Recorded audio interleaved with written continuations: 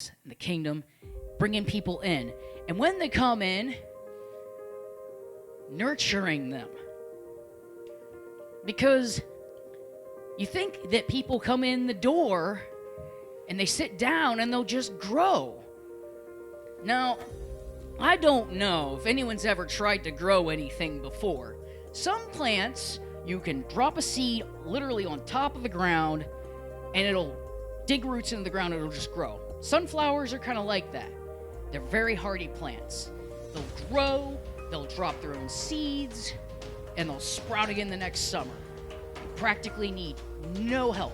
If you do a little bit of extra work with them, there'll be just tons of them everywhere. They're great. But other plants, they're not that way. You've got to give them the right amount of shade, and you gotta toil and give them water and worry about the acidity of the soil. Oh, and because they're sensitive, and people are doubly that way. Some people come to the knowledge of Christ from a place with history. I got saved when I was 5. My dad was a pastor. He had been there and he had done that and he knew what to do. I had a really good home life. I was set up from the beginning to have success as a Christian.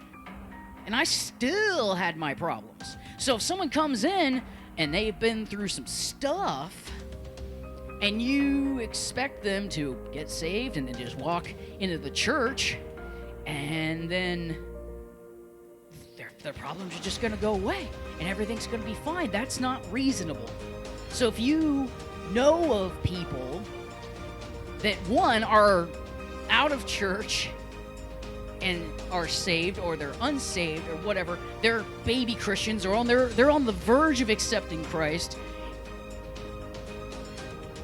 they are the people who are most vulnerable to attack. Because they're right on the edge of the kingdom. Yes, their souls are fine, they're saved, but it's really easy to have a relapse at that moment. It's really easy to trick those who don't have any knowledge. It's hard, perfect example.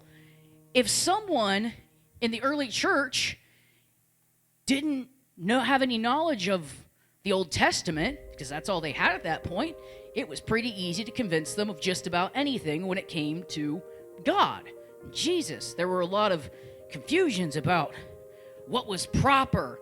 Like, do we still need to have everybody circumcised? Do we need to worry about Levitical law? All of this stuff, and people preached different strange gospels, and they fought over stuff. We need to watch against that kind of thing even to this day, because people can be easily fooled. They can also have things, just simple little stuff. You think to yourself, well, people know that God will love them no matter what. Well, no. You would be shocked to know that people are not just aware of Jesus as he truly is.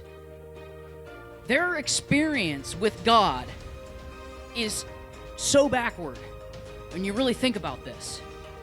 I saw this as a meme the other day, and it struck me as like, oh, this is exactly how lost the world truly is. How they do not truly understand Christianity, God in general. They said, I saw this. It was, if God is good and the devil is bad, then why is it that the devil is the one who's punishing people in hell? Basic theological point, right? But I'm like, that's not how that works. Because I grew up in the church. I'm like, no, hell is a pit.